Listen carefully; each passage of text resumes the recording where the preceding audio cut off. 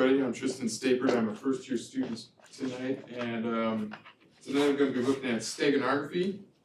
And before we get going, if you want to go to this link, it should be your sign-in form and provide you with the lab activity we'll be doing tonight.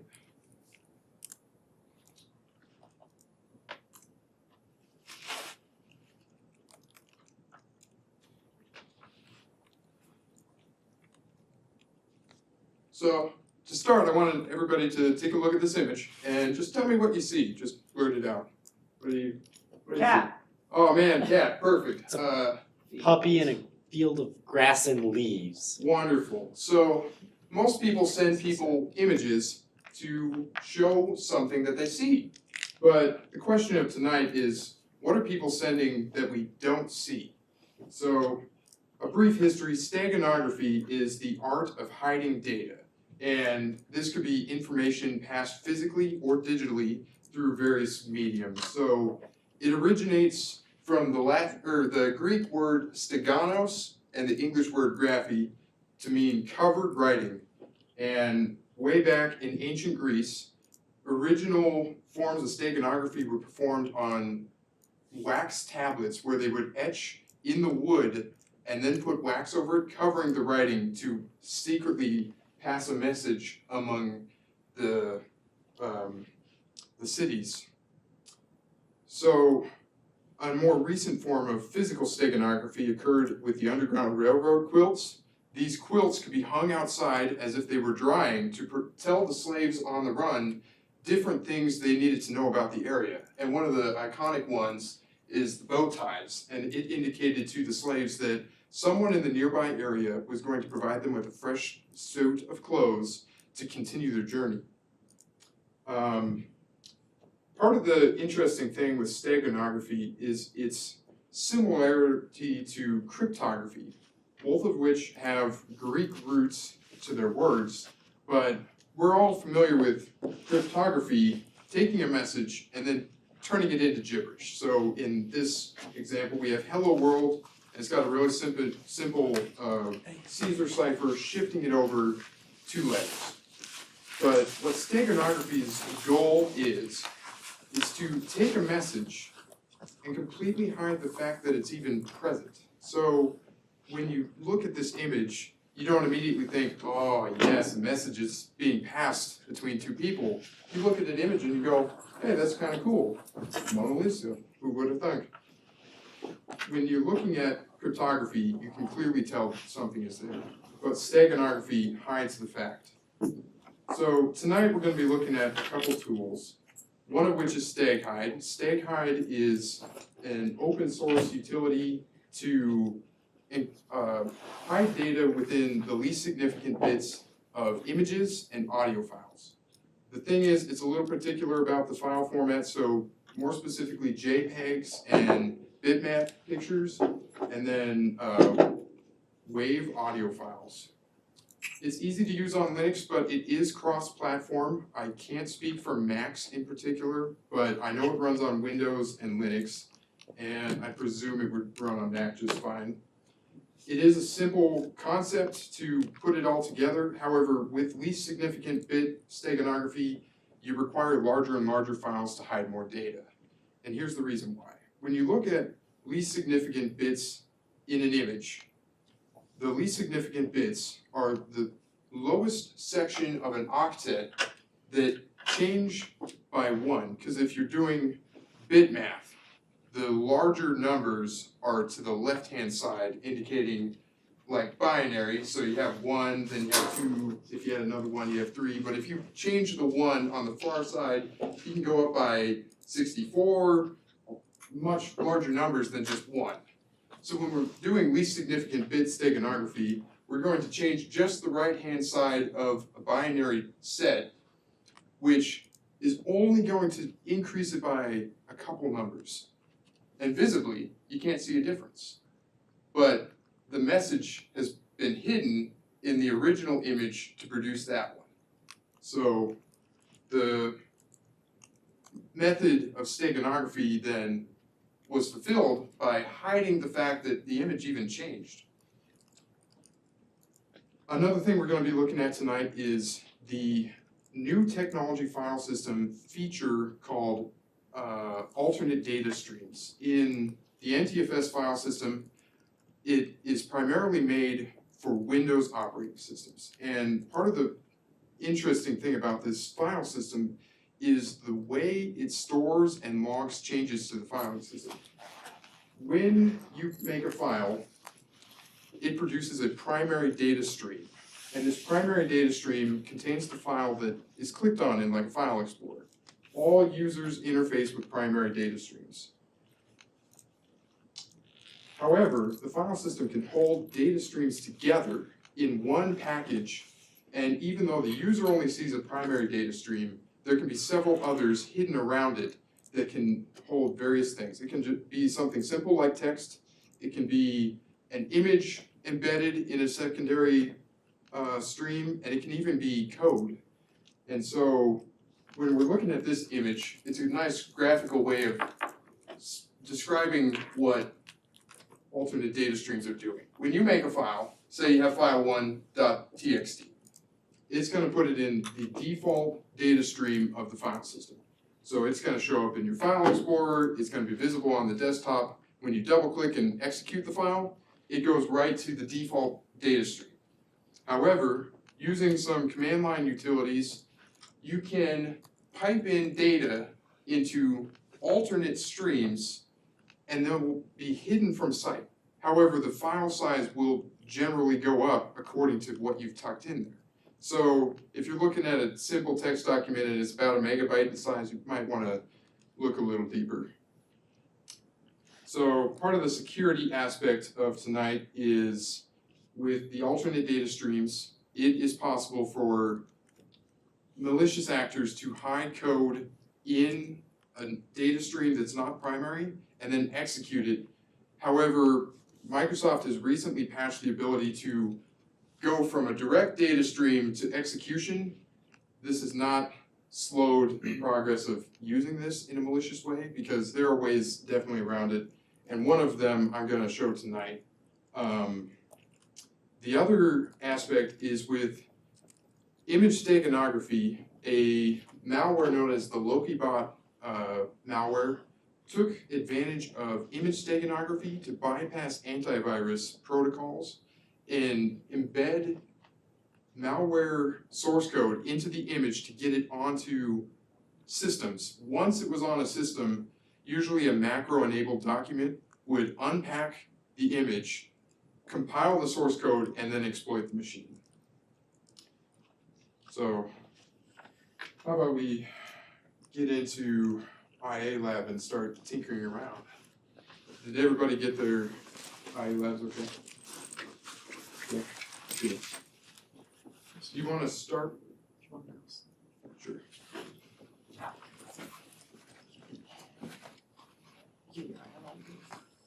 Make sure to turn it on. You guys want to start with image steganography or alternate data streams? Image steganography. Okay, so everybody come into the Kali Linux machine and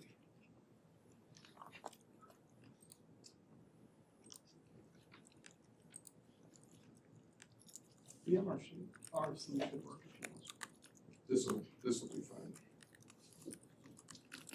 The default password is Kali.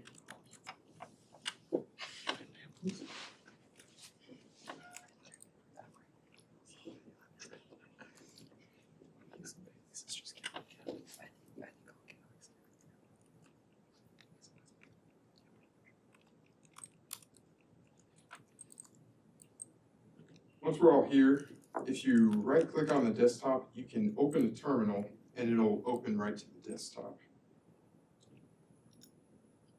So if we list what we have on our desktop, I provided a couple things. There's a couple images, there's a WAV audio file, and then a directory that we'll talk about in a little bit. So the first thing I want to cover is how to use the tool that will be utilized for our image steganography, and that's called Steghide. So Steghide is a really fascinating open source tool because it's so versatile. It can be used to hide, like I said, in images and in audio files, almost any file format. So you can take a text document and pack it away, you can take another image and pack it away. You just have to make sure that the amount you're hiding is less than the amount you have to hide in. So when you have an image, you can't hide 2,000 megabytes in a 1 kilobyte image. You have to go the other way around. The main features that Steghide has to offer is embedding data, which puts whatever file you're trying to hide within an image. And there's extracting data, and those will be the primary two we'll get into tonight. However, you're also able to use Steghide to, I believe, view whether or not an image is a steg file using the info command. You can also check the version, the licensing, and supported encryption algorithms to hide your data. When you're embedding, the man page has a plethora of information for you. The main things to note are the embed file, the TAC-EF, the cover file, TAC-CF, and the Stego file, TAC-SF. So when you are putting together something to hide away, you need to provide Steghide with what you're trying to do. So we want to embed what you're trying to hide in the cover file, and you just have some image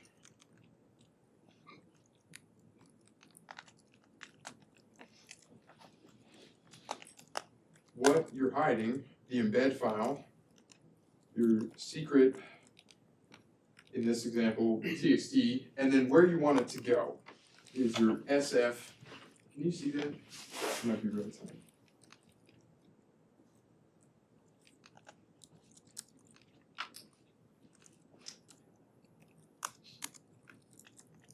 So this would be your layout to hide something in an image. The first command is the utility itself, Steghide, followed by what action you're wanting to take, the image that's going to be used to hide the information you're hiding, and then what you want the output to be. So to extract your information, you'd simply change the function to extract. You only have to provide the Stego file that you output, and then you would run this command. This is going to use the utility to extract from the Stego file whatever data you have hidden. So to try it, I put together a couple of things. So if you'd all like to join me, in your terminal type Steghide extract TAC-SF and then nopass.jpg. While you guys are typing that, this is our no password JPEG, just a lighthearted, funny image for you. And what,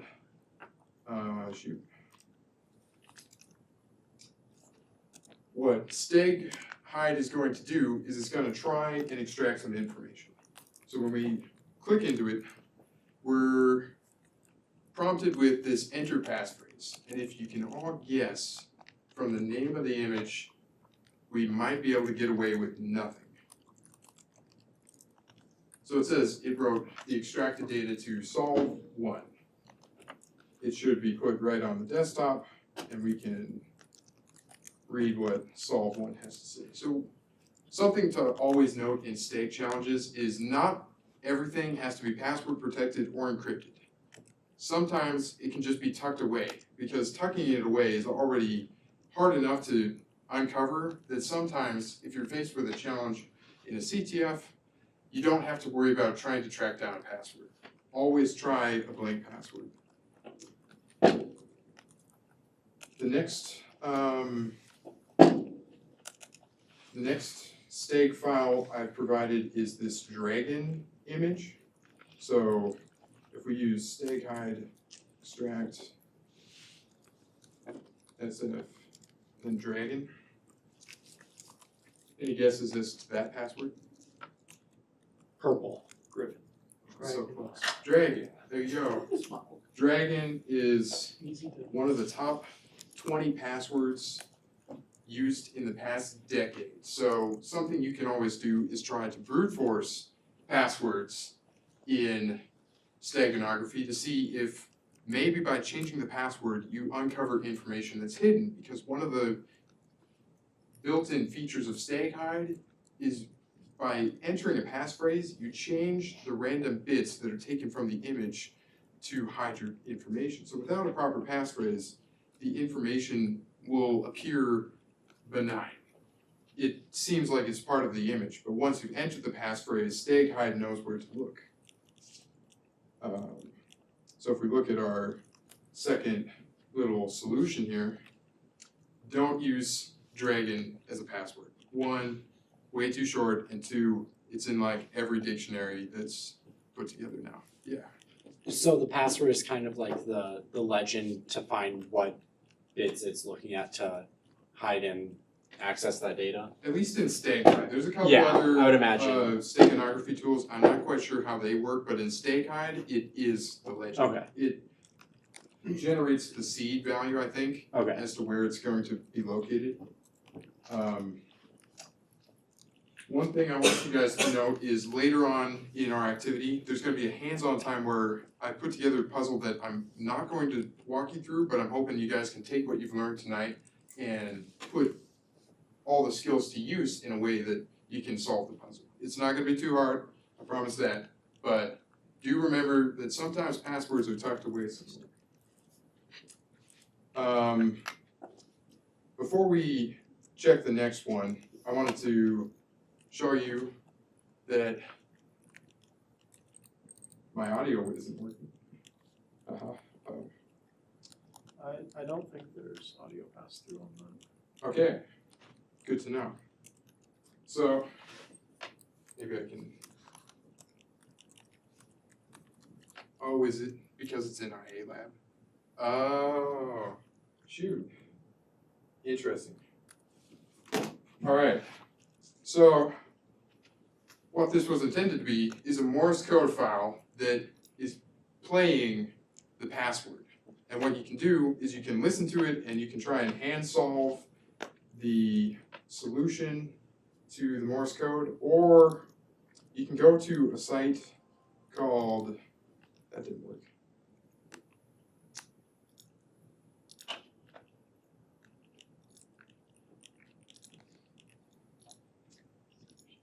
There, I haven't.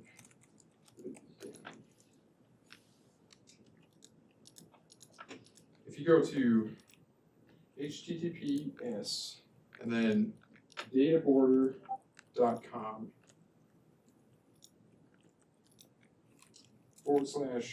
/transfer and then Morse sound receiver. Oops.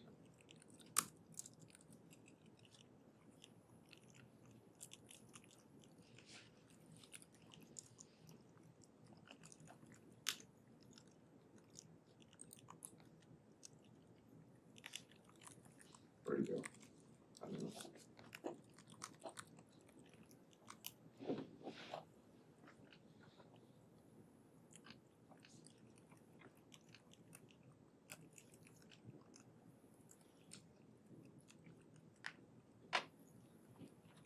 One thing you can do is you can upload files to simple online utilities that are able to play the Morse code message and then interpret the simple frequency that it produces to uncover the message hidden within it.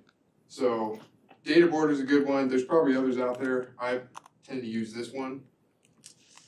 So what I intended was to be able to listen to a Morse code message that not all Morse code messages tucked away are going to pertain to something hidden deeper within, but in this case, it says password Morse, so we can try and come on over to our terminal, Steghide extracts, we're targeting a Stego file, and then all that changes is the name. You don't have to change any other features about the command because it'll determine whether or not it's an image or an audio file on its own. So when we enter the passphrase Morse, we're given a final solution to work with. So we can cat solve 3. Audio files are really neat in the way that along the lines of images, they have a larger file size. That means they too can be used with least significant bit steganography. However, if you really take the time to listen to some audio files, they can be giving you hints along the way. Not in all cases, but in some, like this one, the password was hidden within it to show the hidden data.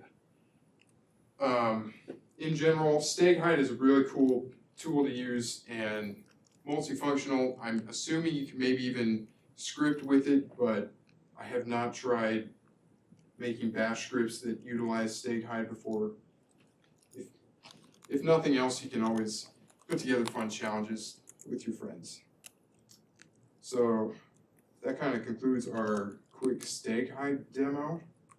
So let's bounce over to Windows 7 here.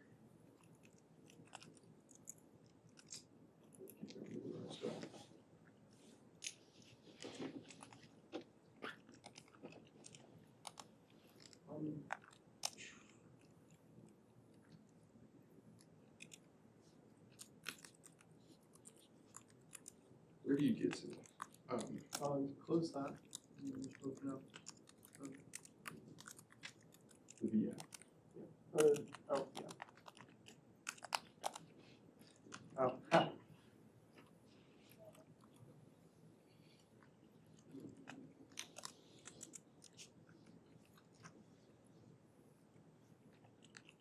That probably works. There we go. Okay, so our next example is going to be showcasing the alternate data streams.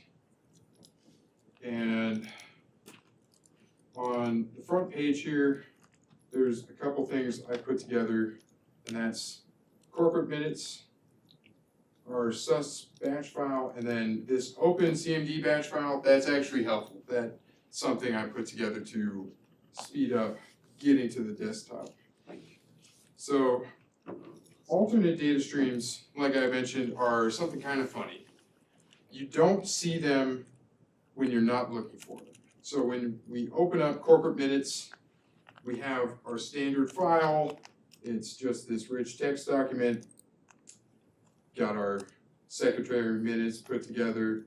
And even when we open our file explorer, we'll see nothing else is present. We just have corporate minutes, rich text file. To find the alternate data streams associated with a file, we're going to need to open up command prompt here. And on the desktop, once you're here, the commands are different from Linux, so you can't just ls to list the contents. You have to type dir, which stands for directory, and we see the same thing seemingly from what we saw in File Explorer. The nice part is that in Windows, after Windows Vista, they've added a feature to the dir command that can show alternate streams, and that's dir/r.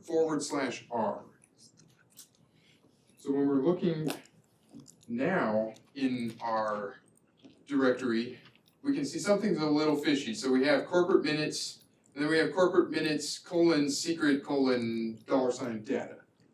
And then we can see something else on the sus batch file, but we'll talk about that in a minute. So you might be wondering, well, how did all that stuff get there? So what we can do is we'll just echo this is a file into new file dot text. So now on our desktop, we have a new file to work with. Everybody follow that, or did I go too fast? I just piped in to a new file the echo. So I can't highlight. Echo, this is a new file, and then greater than sign into the new file.txt will produce a new file with the text mentioned. So once we have that, there's a command called type.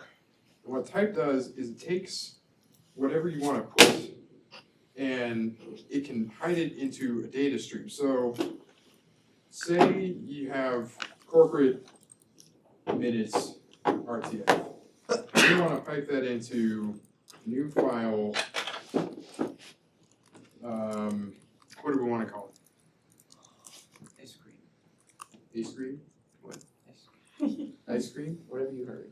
Okay, we'll call it ice cream. Thanks to the audience. So when we pipe it in, we should not see anything change. But now when we're looking in our directory, we have new text file and we have new text file ice cream. When we open new text file, we see nothing's changed, but what we don't see is what is hidden away in the alternate data stream. So corporate minutes, or sorry, new file can be piped into this more command. So the way Windows pipes work is the arrow points in the way you want the data to flow. So earlier we piped echo into a new file and it puts it into that new file as output. In the more command, which shows you the contents of what's in a file, we can pipe back into it. And what we're going to do is pipe in new file colon ice cream. And what we should get back is what kind of looks like gibberish, but that's the rich text file of corporate minutes. So it's really simple to access the alternate data streams if you know what you're looking for. So now that we've shown how it can be put into a file and how it can come back out, let's take a look at what got tucked into corporate minutes. So we can use the more command, we can pipe in corporate minutes and the stream. So you have your name, colon, and then you have to name the stream that you want to look at after the colon. So in our case, it's secret. We should be able to pipe that into more, and we'll see the output of what the secret contents was. So in this case, it was somebody hiding a secret message, claiming that alternate data streams are super nice at hiding things, but obviously we found them. The next piece that is kind of fascinating is the expand command. The expand command takes separate data streams and can chunk them out into their own files. So if we take corporate minutes here and we try and expand secret, we should be able to put it into, we'll just call it secret.txt. And you'll notice that on the left-hand side here, a secret.txt popped up. So if we open it up, it says the same thing that it did before, however, all on one line. So if we break this up a little bit, it's the same message that was in our command, but we've just broken it up so that it's now a primary data stream. The same works with any file, so you'll notice that we have a rich text file, we've used a text document. A bash script is an automated script using commands from Windows. So in a sense, it's executable. So if we double click it, nothing's gonna pop up. If we try to run it, it's gonna say nothing to see here, and we know differently because we've looked and we've seen this alternate data stream. So if we try to pipe in some of the things that are provided, we can look at the start.bat, and we can see that it's going to try to pull out the evil batch script and then run it, because all it takes to run a batch script is to name it in the Windows command. And then we can take a look at our evil batch script here. And we can see it's gonna run calculator, because I didn't have any like Windows shellcode or anything, so. What we got is, after around 2015, Windows has patched the vulnerability that you can just execute something in an alternate data stream. And the way it would have been done is start and then provide the name that you're wanting for the file and then the stream you want to run. So maybe start.bat. It's going to have a pop-up saying, sorry, we don't have a program to do this, because the way Windows patched it is it made it seem as if it's its own file type and it doesn't have handling for it. So what can be done is, say maybe there's a document with macros enabled. There's nothing stopping it from pulling out whatever stream using a command like expand, because that would be really simple to just pull out another stream and make it a primary stream to run. So that's what we're going to do tonight. If we expand sus.bat and pull start.bat out, you can name it whatever you want. I'm going to call it, we'll call it test.bat. We should see that it's pulled out to the desktop now. And here's the interesting thing. Although you can't type a command to execute it directly, you can have a batch script that runs and expands a hidden element and then runs it immediately. So if you remember, our start bat was going to pull out the evil batch file and then just run it. This completely bypassed the Windows update that protected from a direct execution, just because it had to take the moment to pull it into its own primary data stream before running it. However, any macro-enabled document should be able to expand an alternate data stream and then run it on its own. At which point you should have antivirus running and keep your systems up to date to try and protect, but if it's some sort of 0-day, there's not much else you can do. Any questions about alternate data streams and the way they work? Okay. So when you copy a file to a different file system type, does it, I assume it only copies the content of the main file? Yes, so this is strictly an NTFS related feature. I tried bouncing it back and forth between a USB drive, so a FAT32 drive only takes the primary data stream. ext4, which is running most Linux operating systems these days, only takes the primary data stream. And what you'll notice is if you bounce a file up to the cloud and pull it back down, the data stream will be wiped. So part of the technique that some people have used in certain malwares is compression. Certain compressions hold together despite transport. I can't remember off the top of my head which one it was, but I don't think it was just your standard zip. It was something a little bit more peculiar. But it was able to hold the alternate data streams together in transit so that once it landed on an NTFS system, it could be extracted and then manipulated further. So do you know if this would copy over like a file share or something? If it's Windows based, if you sent this file to like Windows file share and it bounced Windows machine to Windows machine, yes.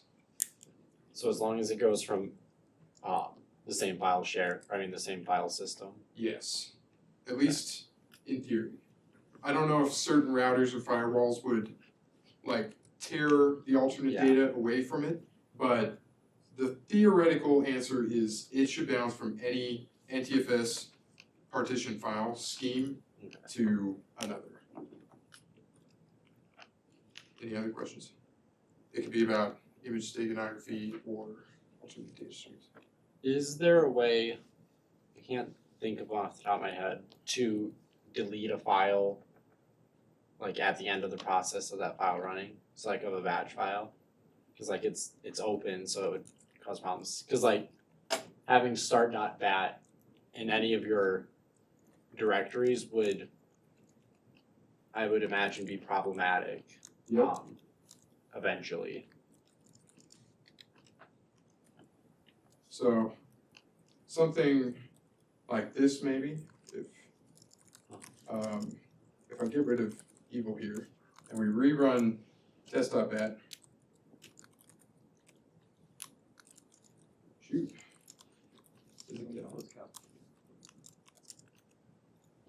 Can't remember if it's Dell or not. Oh, it is.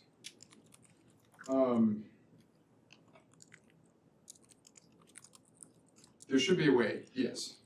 That's fine. It might be a timing issue, because something that I was thinking is maybe it's expanding so fast that it pulls it out, runs a file, and the immediate time it's trying to run, it tried to delete, and so then it errored. But I think it should be possible. Okay. Yeah.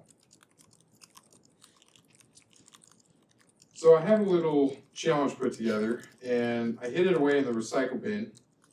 Please pull out not red herring dot text.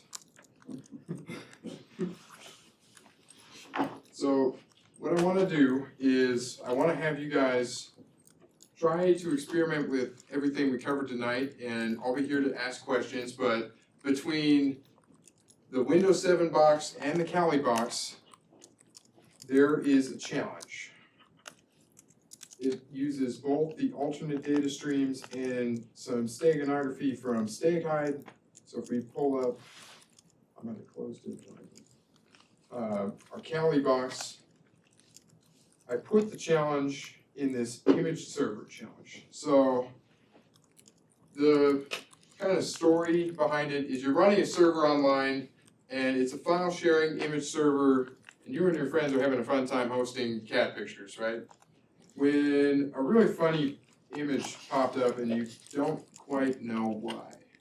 So the goal is to figure out what's up with this funny picture, what's inside of this funny picture, and how do you get there? Please feel free to ask questions along the way, but this is hopefully a time to just get a little hands-on, try things out, and see how things go.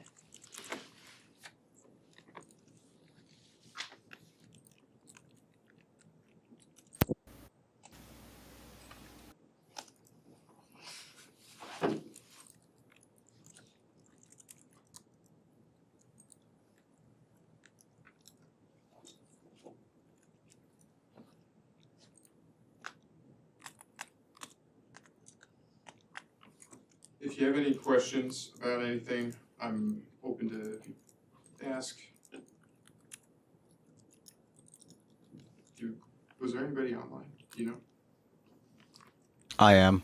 Did you have any questions?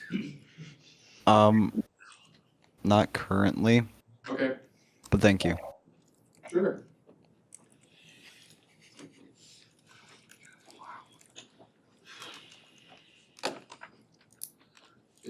I uploaded a file to Discord and I pulled it down on my Windows computer and it added a data stream. Do you have an Yes. explanation of why? So, modern browsers use the alternate data streams feature as metadata, almost in a way that like when you upload pictures, it can tell you camera type, time and date, location.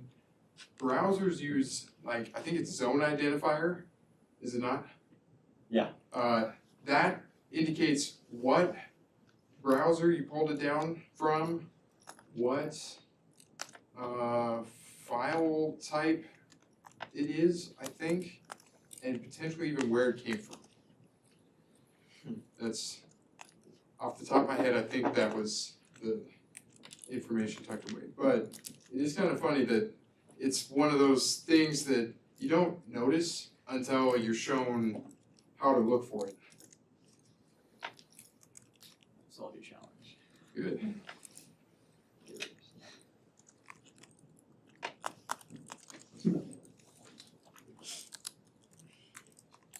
Hopefully it was fun. Did you enjoy your experience learning about steganography tonight? Yeah. What was your favorite? I never knew it was so easy to just /r. Yeah. And some like sysinternals tool. Why is this a feature? That's a great question. So throughout my research, I was asking myself that question because it's like, this just seems to be a bug, right? Like something you should try and avoid. But the only thing I was able to find is potentially way back when Macintosh 2 came out, it had this metadata feature that would try and hold more file information outside of the primary file. And so there's a guess that it was used as a compatibility layer to bounce a file through a Windows computer back to a Mac and maintain the file integrity, but it's kind of hard to say.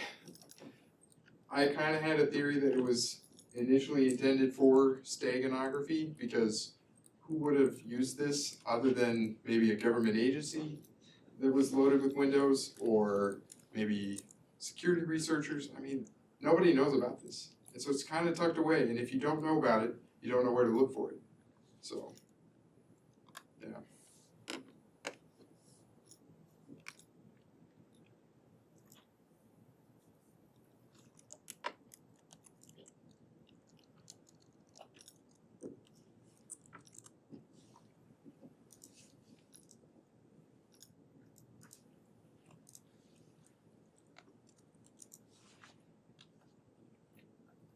Don't want to kill the stream so you can take questions in person.